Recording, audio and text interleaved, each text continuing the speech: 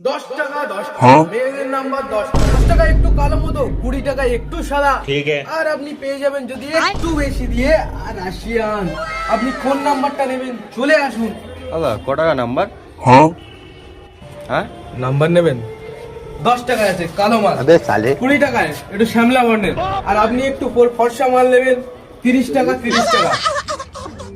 তো নাকি এটা রাশিয়ান। তুমি তো বললে 10 টাকা দামের খুব কালো। দেখো দাদা, টাকা যেটা মাল ছিলাম আমরা দাদা ব্যবসা করে খাই। এক কাজ করো, আমার 20 টাকা দামের নাম্বার দাও। তুমি যেরকম দিয়েছো তুমি সেরকম পাবে। আমার একটা 20 টাকা দামের নাম্বার দাও, বুঝলে? 20 টাকার নাম্বার, ঠিক আছে। এইটা নাও, এইটা নাও, এইটাই তোমার বেস্ট।